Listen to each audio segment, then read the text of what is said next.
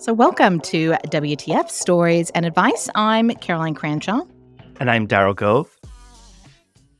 And if you haven't listened to us before, we are two hypnotherapists and very opinionated shit talkers. Who know everything. Self-confessed know-it-alls.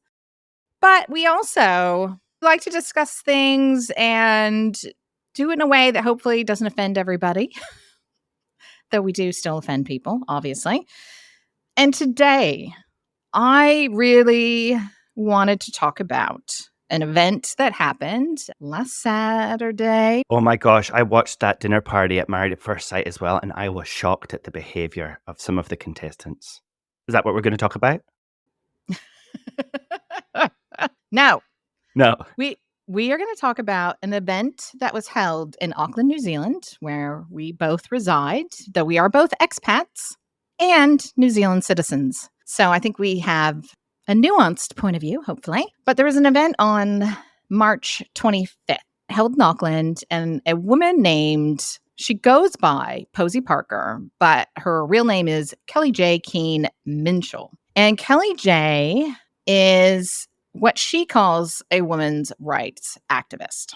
But what the media call her is an anti-transgender rights activist. She's the founder of the group Standing for Women, and she has been traveling to different places like Australia and New Zealand to hold these events called Let Women Speak.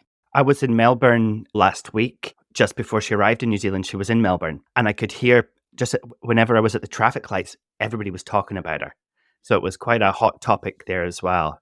And the thing about Kelly J, or Posie Parker, is I don't agree with a lot of what she says. Like I am, and I know Daryl is, though I shouldn't be speaking for you, I am very supportive of the trans movement. I have worked with a lot of transgender clients. I've worked with transgender teens. I fully support your right to live your life however you want to identify. However, I also fully support women's rights as well. Now, Kelly J does have some problematic beliefs. She doesn't believe that people who identify as women when they're biological males should be able to use women's toilets or changing rooms. She doesn't believe that trans women should be able to participate in women's sports. And she doesn't believe that there should be drag shows for children. She doesn't believe that trans women should go to female prisons, that children should be given puberty blockers or hormones. She doesn't believe children should be transitioning before they're 18 years old. Now, I don't agree with what most of Posie Parker says, but I do agree with some things she says. I think there are some valid points that we at least need to talk about and talk about the risks and talk about the harms. I think we should be able to talk about it. And women, especially when our rights are encroached on or our safety is encroached on, we should at least be able to talk about it and find some common ground and find some compromise. She refers to, say, a male to female transgender as a man, which there's no need for that. It is offensive.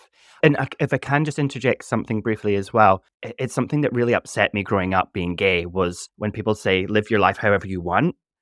I don't mind, you can live it how you want. And giving me permission is like, well, I don't want this. I want to be straight. Well, not anymore because I discovered men. But when I was growing up, and as a teenager, I didn't want it. So it's live your life however you are is how I might put it. If this is who you are, it's just a thing that for me that I know if I was trans and I was listening to this, I might think, but I don't want this. This happened to me. But what I do want is just for you to accept me. And I know that there's two issues clashing here, but Kelly J just doesn't seem to have sympathy or empathy for that point of view. And I agree. However, and always I say, or but, everything before the but is bullshit. Like I do believe trans people's lives are more in danger in a lot of ways, and that there is a lot of discrimination against trans people. And I don't agree with that. But as a woman, the fact that our language around women and the definition of a woman is being changed is I find it really upsetting. So at this event, so she was holding this event, which I believe is sponsored by New Zealand women that were bringing you over who wanted to speak about some of the topics. And I Mhm. think the thing is, there suddenly has developed this thought in the world that either we have to agree on everything or we can't agree with that person at all. Oh, yes. Oh, how much have you noticed that over the last few years? You have I 1 know. point of difference, and now we're polar. Exactly. There's no And it's like, spectrum. no, and can't we, like, come together when we agree on a few things? Okay, so there was this event, and the thing is the week before that she came here, there was a lot of media coverage about her coming over here and a very biased point of view going on, but here's what I did not like what they were doing. They were calling her a white supremacist and a Nazi sympathizer. Now, I've looked this up, and she did, which I find very problematic, is she did have a photo apparently, and I need to look into this more, of her on Twitter. It was like a Barbie that was a Nazi. And some people say she was doing it ironically, like when people were calling her a Nazi, she's like, "Well, here you go. That's my profile picture." Like she was like saying fuck you to them. But I don't know. I don't agree with anyone who's got Nazi principles, but that seems to be now the go-to is call someone a Nazi. And one of the news stations over here, one called News Hub, and I'm going to fucking call you out on it, did a story before she got here with an interview with her, and they said that she was throwing white supremacy hand signals in the interview. And they blurred out her hand. They said, "This is so offensive. We can't even show you the hand signal she made." But it was like you could tell, and they're saying it's like the okay sign, which is like when you do okay with your fingers. And that supposedly is white supremacy. And they were saying she was doing this, so we had to blur it out. But just so you know, she was throwing white supremacist hand signals. And a UK news channel did a story on this, and they unblurred it, and they showed she was zipping up the zipper on her top. And that's the thing, as soon as you start throwing these slurs and lying, which is what they blatantly did, they knew Oh, that's what she was libel, doing. lying. It takes away the ability to have a proper conversation, and it divides people. Either you support her and you're a Nazi, or and you're anti-trans, or you don't support her and you hate women. Whereas, how about I can agree or disagree with her principles and what she says, and I can observe that that wasn't a Nazi symbol. Let's put the lies in the bin and let's talk about what she's actually got to say. And this is propaganda, right? This is propaganda and influencing. And so, of course, people in New Zealand got really riled up about it. And most of the people that went to this event were pro trans and supporting the trans movement. And so she gets there. There is a mob of people. The police said they don't want to get involved. And so they're not going to protect her. And they didn't want to let her in the country because of her viewpoints. And then that apparently went through. And then her hotel got canceled. When she got here, she got pulled into immigration for hours and like seriously questioned and harassed. Did you hear that the hotel got cancelled because the police went to the hotel before she arrived and harassed the hotel? Yeah, harassed her at immigration and all. There was a concerted campaign to try to prevent her to come into the country based on no crime. And this has happened before. This happened during the pandemic when someone came to give a point of view on New Zealand's approach. I think actually they just came to interview people about their points of view and they were banned from coming in. It was just a complete shit on free speech and democracy as far as I'm concerned. Absolutely. And people go, "Oh, well, you can't allow people with Nazi viewpoints to continue to spread hate. And therefore, we don't even have to listen to her. We should ban her. We should block her because that's promoting Nazism. And this is why World War II happened. This is why the Holocaust happened, is because they allowed Nazi ideas to proliferate Whereas or proliferate." that sentiment is exactly what caused World War II. In Scotland, we spent many, many years studying the road to war, what led up to World War One, what led up to World War Two. The idea being that we can prevent it happening again if we just spot the patterns. And one of the patterns that was most prevalent was people becoming polarized. And for years and years before the pandemic, I remember going to myself, looking at USA in particular, the way that the Republicans and Democrats are becoming more and more polarized. And it's a little bit the same in New Zealand and in the UK, but not quite as much. Oh my gosh, this is like before the war. They're getting more and more polarized. What is the solution? The solution is super simple. You have to listen to each other. You have to find common ground where you can. It doesn't mean accepting Nazis, but it does mean not shutting the other side down just because you don't 100% agree. If you listen to why they feel the way they do, listen to what's actually upsetting people, like listen to their emotions. You don't have to agree with them, but you'll find out that there's actually a place where you can meet in the middle. But they're not by saying, "Oh, don't listen to them, they're communists," or "Don't listen to them, they're Nazis." That's exactly how we were polarized before, and they're trying to do it again. I don't know who they are, but that's what's happening. It is, and it's actually terrifying. So she gets to this event. People are screaming, yelling, banging pots, yelling on loudspeakers. It was just insane. And so she tries to get up and talk. No one can hear what she's saying because these people are screaming so loud. And this trans woman who has actually an incredibly interesting backstory got through security and came up and dumped a liter of tomato juice on her head and said it was because it's the blood of the people. What's a liter in? it's It's it's 2 pints it's 4 is cups. It's 4 cups of tomato juice on her head yes. and said that's the blood of the people. And then people are screaming. They break down the barriers. The police were nowhere to be seen. Literally just sat back and watched. And a full-on riot ensued. One woman in her 70s was headbutted by a male that was there and punched in the face several times that she fractured her eye socket.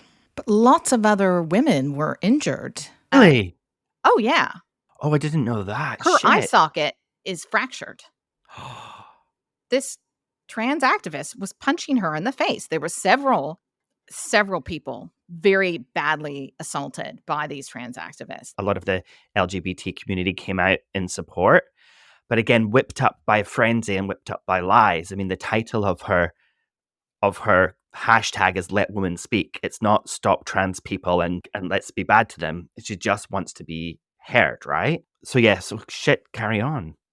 So full on, you can look up the footage. I'm going to put a link to some of the footage so you can see what happened. It's interesting that News Hub story that said she was throwing Nazi white supremacy hand signals has suddenly taken that story down completely. And the only place you can find it is on TikTok, which I Mhm. love TikTok, that whole band. We need to talk about that too, but that'll be another show. And Twitter, you can find it on Twitter. Yes. And so they basically tried to maul her until she left with security. And it is unbelievable footage. And I understand if you don't want to hear what someone has to say and you don't agree with them. But I think that, like the person who dumped the tomato juice on her head, which I personally believe is assault, you can't go and do that. Screaming and yelling so someone can't speak is censorship. And if you don't agree, don't fucking go. I never make nasty comments on people's social media. If someone has an opposing viewpoint to me, I just scroll on. I don't sit there and get into these like long Mm. arguments. I don't have time for that. There's just no point. Like people are not going to listen to you because you shout them down. No. It's not a good way to get the point of view across. And the thing is, yeah, so the person that dumped the juice on her head, their name is, oh, I can't remember exactly what their name is. Lena something. So the person that did it has a very interesting backstory. They're from Colombia. They're saying they were born intersex. And then they went to, I think, Hong Kong to study. And because their sex didn't match the gender on their passport or something, they then became like politically homeless. And I think she was put into refugee camps. Mm. There's this unbelievable story of what happened to her. So I can understand her rage at anyone coming that she believes is anti-transgender or transphobic. I can understand that rage. But if they had given a chance for the woman to speak, because you don't know what she was going to say and what the women there, because there was a lot of women there that wanted to speak, were going to say. You didn't give them a chance to speak, which is exactly what Kelly J's whole point is that women aren't being allowed to speak anymore. And if she had given them an opportunity to do that, and then I'm sure they would have given her a chance to speak. She could have told her story. She could have told what happened to her and why trans women should be included in the things that Kelly J doesn't want them to be included in. And I think that would have made such much more of a profound impact than dumping juice on her, resorting to violence. She scored an own goal, unfortunately, because the people in my sphere, in my circle, are furious at that treatment. I don't know a single person that has voiced it to me or that I've read it on their social media that supports the way that Kelly J was treated for just wanting to speak. I have several friends. That do. Several of my close friends are very supportive of it. Were sending me videos going, best use of tomato juice. And I was so upset, so horrified. And I tried to talk to them about it of like, how is that okay? Like I would imagine if they had a pro-trans rally and some anti-trans person came up and dumped juice on their head and like anti-trans people screamed so loud that they couldn't speak. Like that, people would be up in arms. Well, they would now, but for the last century, that hasn't been the case. The trans rights has only come to the forefront in the last few years. And I think what I've noticed in the last few years is a rise in homophobic sentiment and people feeling that it's okay to voice these anti-gay, anti-trans things. And so, and having stuff thrown at us and on us is part of our journey in history that we've already been through. And so then to do it to someone else, it's like, come on, mate. Come on. You've been through this. Don't do it. Exactly. But it is something that New Zealand's got a bit of a history of throwing things at people they don't want to speak. There's the dildo in the face of that Yeah. politician.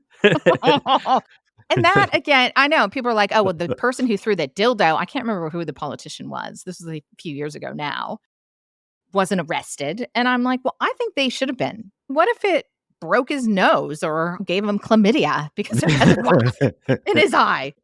Like, it's not okay to physically put things on people or assault them. I don't care what their viewpoint is. Just because you don't agree with their viewpoint or if their viewpoint is a bit hateful and discriminatory, by assaulting and attacking people with differing views, you are not going to get them to change their mind. I was so riled up. I went and did a TikTok video on it because I was just like, do you think this is how you get people to be less transphobic? That's the thing is like with what happened. Most people had never even heard of this woman, and now she is worldwide news. The thing that really upsets me is they're thinking that this is how New Zealanders think and behave and what behavior that we condone. And I'm sorry, I do not condone that on anybody, on whatever their views are. We can have very differing views with religion and lifestyles, and I think everyone deserves respect. I may not agree with it, but still, you still deserve respect as a human being. And what was my whole point? I'm just pissed. But here's the thing. So now people are thinking this is how New Zealanders are, and this is what we think. We already look like nut bars from the past few years, and our economy and tourism has been decimated from COVID and our policies on COVID, like completely decimated, and they're just starting to come back. Tourism is just starting to come back. Mhm. We are in a massive recession right now. People go, oh, we're going into one, or we might be one at the end of the year. Bullshit. We are in a massive recession. Everyone I know is struggling. Most people's mortgages have doubled or more, and just everything has become outrageously expensive. Now they are boycotting New Zealand. It was the number one trending hashtag on Twitter in the UK, which is a big source of our tourism over here. And not just that, but I grew up eating New Zealand lamb, New Zealand beef, New Zealand butter, New Zealand apples.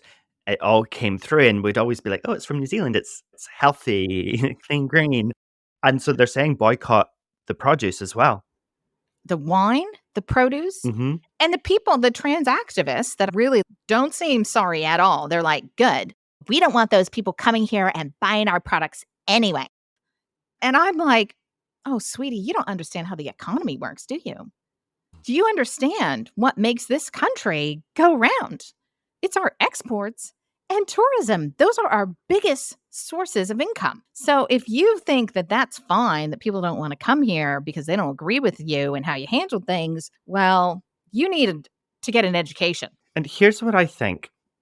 I don't think that trans people in general, and I can't speak for all of them, only for those in my circle, and certainly the gay people in my circle, I don't think that we support that kind of behavior. What I think happened was that the media, and I'm going to put all of the blame on the media here, whipped people up into a frenzy. And it's done this for 3 years. It lied and incited violence. There's a trans columnist in the media who wrote this article and saying, "Oh, I'm so scared. I'm scared I'm going to be killed because I'm trans." And then was basically leading the charge into battle, trying to beat these women up. It was pointedly and deliberately violent by the media. And so what's happening is now there's this division between people that want women to have their right to talk, which I think is almost everyone, and people that want trans to have rights, which I think is almost everyone. And there's a place in the middle where there's a little bit of a clash, but that can be talked about.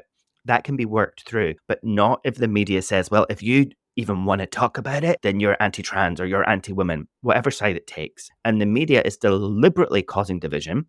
It's doing it with race in New Zealand as well, deliberately causing division. It did it during the pandemic, two classes of people deliberately causing division. And it's because there's an agenda. There's more behind this. This is not a women's rights and trans rights issue, what happened. This is an issue of the media in New Zealand, the mainstream media, deliberately causing division between the people. I think we need to rise above that. I think we need to notice what's happening, reach out our hand, and listen to what the other side has got to say and ignore the radicals a little bit. Don't punch them.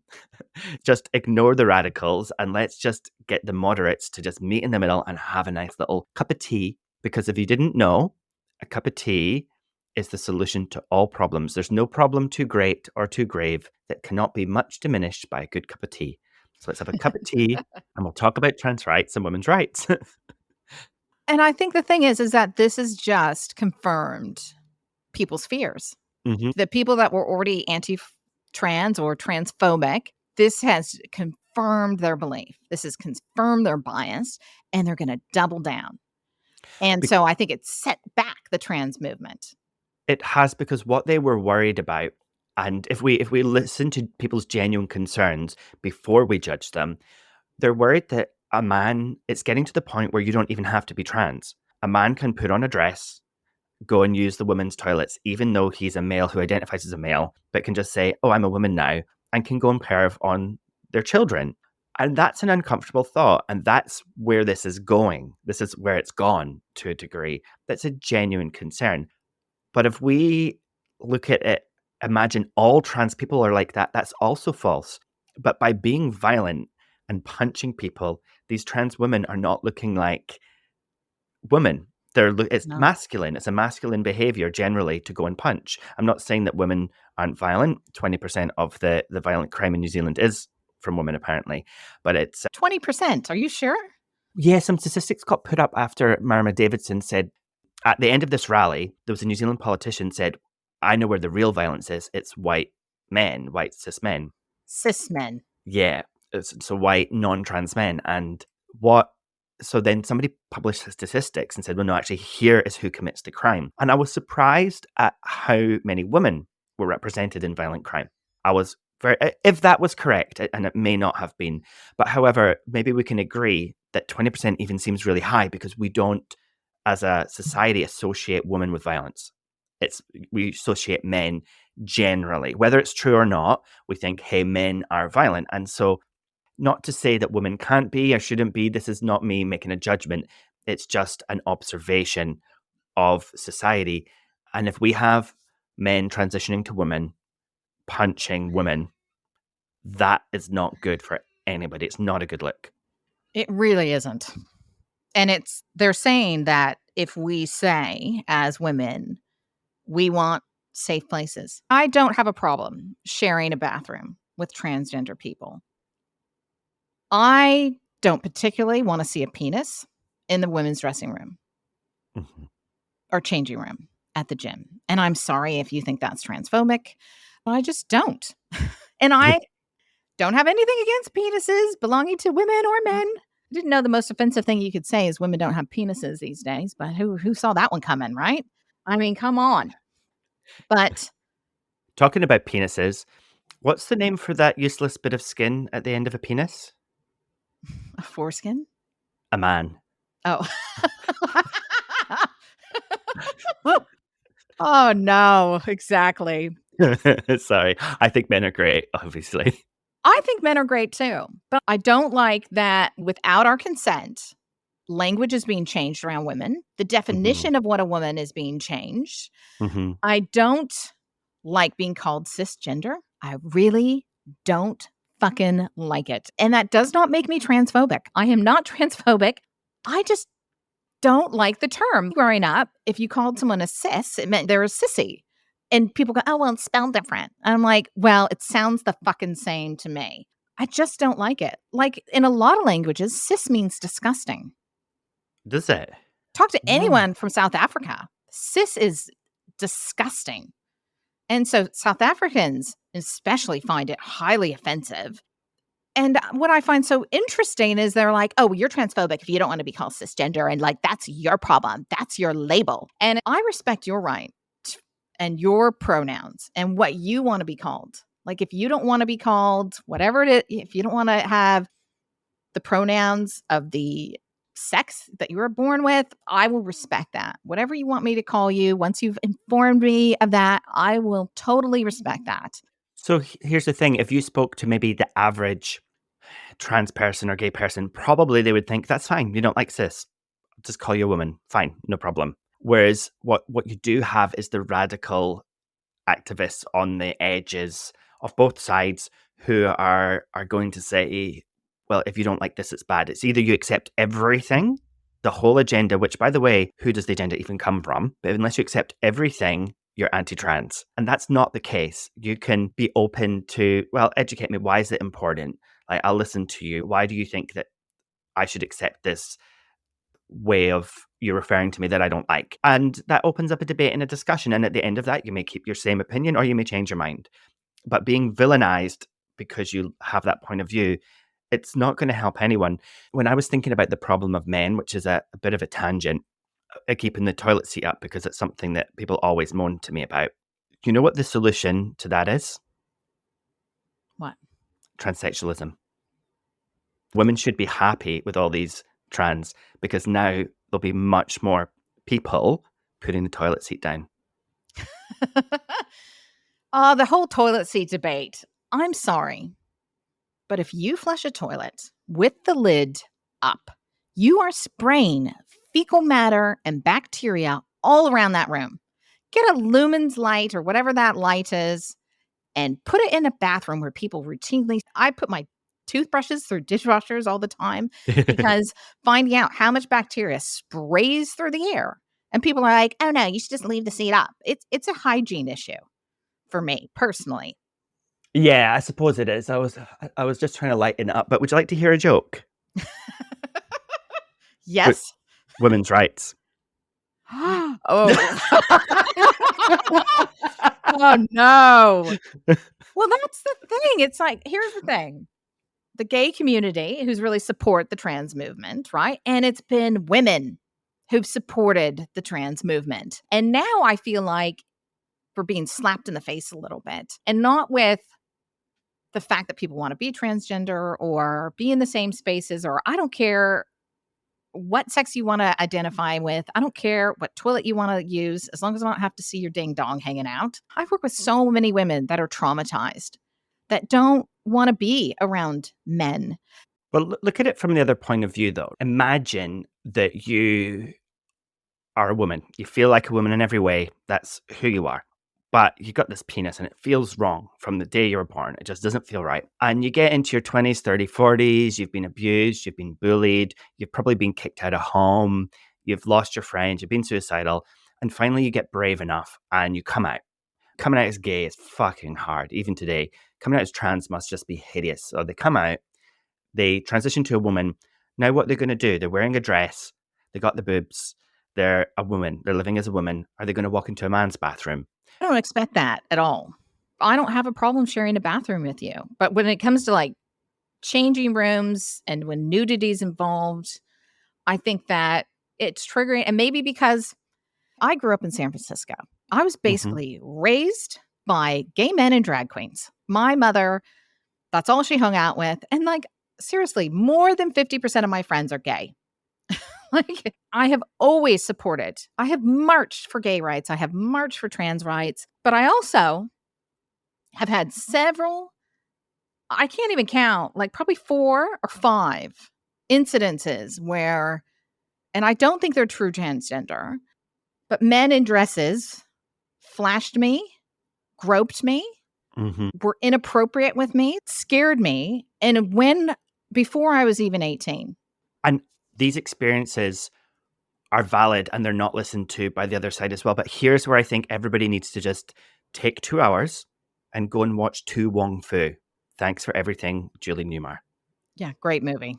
Amazing movie about 3 drag queens traveling across the USA and getting stuck in a small town. It's really fun. But there's a really important differential, which I think is important to put in here. And someone's asking in the movie, what's the difference between a drag queen and I think he calls her so a man that likes to sleep with men is a gay man.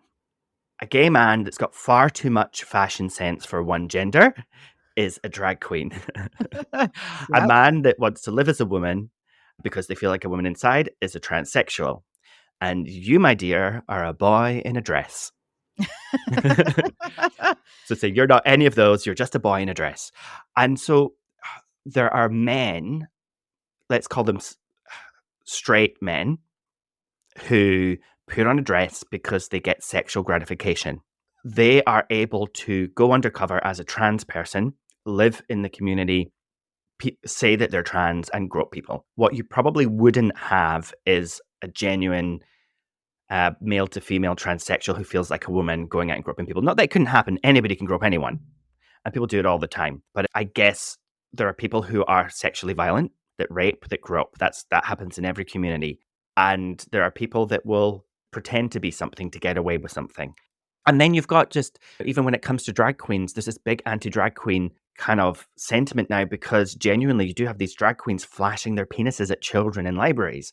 And that is fucking disgusting. On the other hand, all of the drag queens I know, and I know a lot of them, I was married to a drag queen, they put on dresses that do not show skin and genitalia. They just have big fake boobs, funny makeup, something to make you laugh, and they do a silly dance on a stage. It's about fun, it's about entertainment, it's about joy, and it's not about sex and sexuality, but doesn't mean that there's not people that utilize that vehicle to get themselves in front of children or to get themselves in front of women that they can grope. And that's really unfortunate. But putting a line down and saying, well, this is everybody that's like this is like that, it's problematic. And that's not what I wanna convey at all, and I think with all of the experiences I had, I don't believe they were true transgender. I think they were literally men putting on women's clothes and using it as a disguise so that they could commit acts. It normally would be Hmm. at Halloween in Castro in San Francisco where they would do it. So, maybe it's just straight men who are like, I don't wanna convey that I think that trans people are sexual predators. I think there's sexual predators of every gender ideology, every orientation. I think it's that literally has nothing to do with what you identify with. I think it's just whether or not it's in you or not.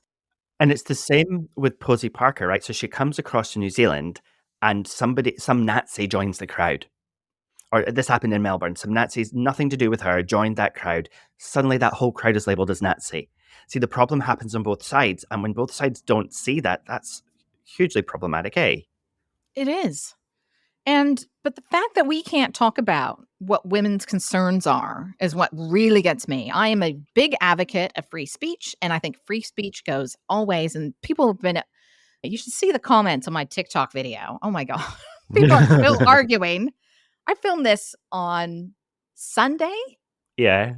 and it is now what, Friday? People are still commenting back and forth. Well, basically attacking people, and I wanna block them, but I'm like, "That's going against my whole stance on free speech."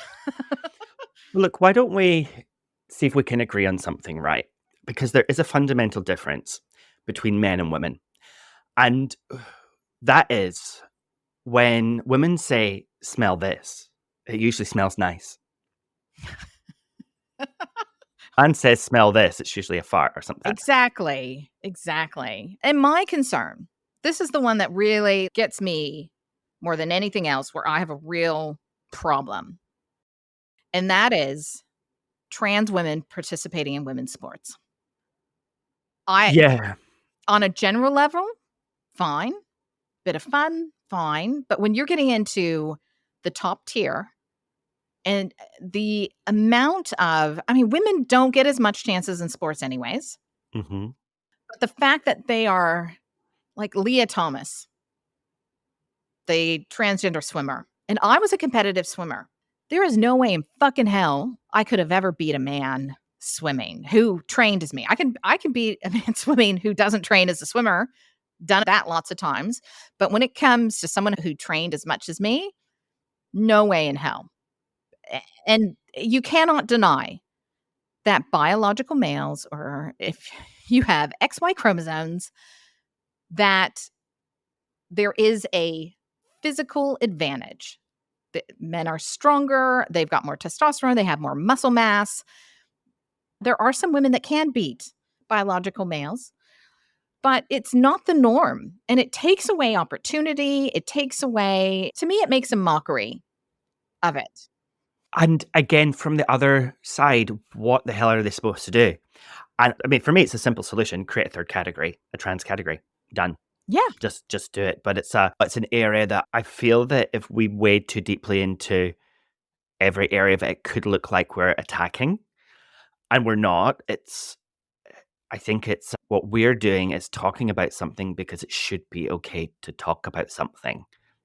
that's my whole point is why can't we talk about it? Why can't women speak about their concerns? Every woman I talk to is really concerned with the definitions of women being changed. And if we try to say anything about it, you're transphobic. You're anti-trans. And people go, "Oh, well, trans people are suppressed." If you don't think women have been fucking suppressed basically since the beginning of time, then you haven't read history properly. True, but And I don't think in New Zealand it's been women have had the vote for 115 years, something like that. It's not, and it's not to say that women haven't been suppressed, but it's a really it's historical. It's and it still happens, but maybe it's just the degree. So it's noticing that we've actually got more in common with each other than differences. Gay people, women, any minority, and trans people. And to say that women aren't oppressed at all is false, and that they haven't been would be false. But also, do we need to compare, or can we just accept that anybody that is being oppressed should not be? People should be free, and that looks like letting women speak. exactly. I think if you don't agree with what someone says, well, set up like public debate. Let's talk about it and let's be grown-ups and talk about it in a civilized manner and use your stories and your experiences and research. And that is how we're going to come together and find some common ground. And the thing is, we're not all going to fucking agree. We are not all going to agree about things. And all of a sudden, that's not okay. And if you're against anything we say, then you're against us completely and you're a Nazi or a bigot or and it's just like what? Again, it's the polarizing of society, which you're exactly right. I'm really upset about it. And I I want to protect women. And I'm not saying that transgender people are a threat to women, but they're a threat to women's sports. And I know that may be a polarizing statement, but if they're competing at a high level, Well, I wouldn't say that they are, because again, it's categorizing everybody together. yeah, I yeah, think trans women are a threat to women's sports. How I would put it is the automatic inclusion without proper debate and consideration of trans women into women's sports it is a threat to fairness. It's a threat to a born woman's ability to win. And it's not fair. I'm sure everyone can observe it's not fair. It's also not fair to exclude trans women simply because they're trans. So what's to be done about it? And that's the conversation where I think there's an easy answer, have a third category, but maybe there's a better answer. I don't know. I'm open to the conversation, but people don't seem to be. What we have is one sport saying, yes, let's just include them. And then another saying, let's completely ban them. But no matter what they do, they look terrible to a lot of people. And it's just not as simple as that. There's just a larger conversation to be had. And we can't even talk about it. That's what gets me. But to say there isn't physical differences and biological advantages of being born a male, whenever you transition. And they're like, oh, well, we'll make it so that they can then compete if they've had puberty blockers before they've gone through puberty. And then they have a certain amount of testosterone. And then they're saying that's okay. And I would agree with that in principle. However, I work with a lot of children that identify as trans, and I am completely respectful of that process and how hard that is. But what I find amazing is when I talk to them is that, and they're already talked to doctors about puberty blockers and going down that journey. None of them, maybe one, very few of them know that you are permanently sterilized, that it is very hard to then do gender reassignment surgery, especially when you are going male to female, because your penis stops growing. And so it's harder to then make a vagina once you're an adult. You're pretty much guaranteed to get osteoporosis by the time you're 18 or 19 years old. Your spine doesn't fuse properly. People have chronic pain. There is a lot of medical issues with actually doing it. And I'm not saying that you shouldn't do it. I'm saying there is exceptions to every rule. And I'm not the one who should go in and tell people what they should do with their bodies and their medical journey. But there are massive risks. It was the same during the pandemic. We had a medical procedure that most people chose to take, and the risks were just never discussed. They were not known. If you tried to talk about them, you were completely shut down. You were called anti-vax just because you wanted to Yeah. talk about risks. If you're to have informed consent, which is a basic tenet of medicine and health and humanity, meaning that you understand the risks of any treatment that you choose so that you can consent to it knowingly. What's happened is during the pandemic, they took away informed consent because they didn't inform us of the benefits and the risks of the treatments. And it's happening again for trans children. Absolutely, with informed consent, do what you want with your body if you're competent to make that decision. Informed consent means that we actually inform you of the risks of, I've got an adopted dog. He had his balls chopped off at 6 weeks. It's too young. It's too young. What that means is he's destined, without intervention, for a hard life of osteoporosis and all these other problems that will come with not having enough hormones and testosterone. His body needed those balls for a little bit longer, and they cut them off too early, and I'm fucking livid that they chopped his balls off before we got him because he was far too young, and his health is suffering. We've spent $1,000 in the last week at the vet, and there's more to come, a lot more to come. No, I don't grudge the money, and that's not the point. But if we relate it to children, and you might go, oh, well, that's really offensive, relating it to a dog getting castrated. Well, no, there are consequences when you remove sexual organs that generate hormones. If you know those consequences and you understand them, and you're happy to do that, go for it. Do we know what's going to happen to the mental health? The suicide rate of trans people now. Correct me if I'm wrong. Please write in. I believe it's something like doubles after transition, or at least it's highest after transition. So more trans commit suicide because they're in constant pain is one of the reasons, or they don't feel complete even despite the surgery. But now they've had surgery. I think we need to support the trans community, support them with more access to mental health, to counselors, to people that can help them emotionally. I think we need to give them informed consent. They need to know the benefits and the risks of the procedures, not just a big green light going, hey, everybody, let's all just do this. It'll be super great. Let's all just transition if we want to. It's surgery and it's irreversible. And I think that it bears taking a bit of consideration. And I don't want to imply that I don't think you've considered it if you're listening to this and you have given it that consideration. What I know is that in New Zealand, it's not okay to talk about it. In the circles that it's not talked about. It's either done or not done, but let's not talk about it. Let's push it under the table. Yeah, like, I don't wanna tell people how to live their lives or what medical decisions to make with their bodies or their children, and that's your journey, but I think it is important, and obviously, with the kids that I've worked with, they haven't started them yet, so I'm sure the doctors would go through all of that with them before, but it's amazing to me, the parents don't know and the kids don't know the real risks, and the As well other as benefits. Exactly. And obviously, if your child is gonna kill themselves if they don't have gender affirming care with how they feel, then it's better to do gender affirming care. But the other thing is that some people change their minds.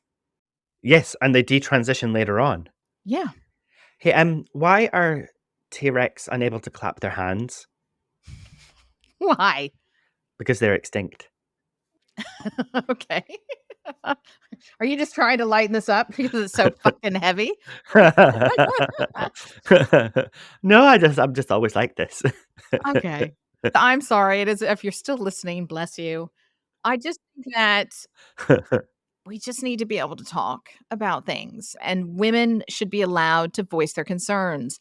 And I think that women should be able to have, and not necessarily public bathrooms, I'm not saying that, but they should have spaces where only they can go, where they can feel safe. And I think that trans people should have spaces where they can go. I know a lot of universities, especially in America, have spaces where people of certain races can go, where they all can be together and they have safe spaces. I mean, women's biggest threat is men. So you've got to have some empathy of some women that are afraid. And by women trying to get together to speak about this and voice their concerns, and they're violently opposed and attacked and assaulted and called every name under the sun, that's just confirming their fears and it's making it worse. No, I agree with you. Hopefully, you guys appreciated the opportunity to hear some points of view on this and let us know what you think. Like, that's the whole thing. We're open to learning and understanding different points of view. And if you've got a story that you want to share, then please write to us at wtfstoriesandadvice@gmail.com. Yeah. Thanks. We'll have much lighter, funnier stuff. We've got some stories as well that people have written into us that we definitely want to talk about. I just felt compelled to talk about this to open some conversation. And like Daryl said, let us know what you're thinking, what your opinions are. And remind me in the next time we meet to tell you about that time I got kicked out of the library. Okay. I put the women's rights book in the fiction section. Oh, Daryl. Oh, no. Oh, you're terrible. All right. On that happy note, bye. Bye. Echoes aside from my soul.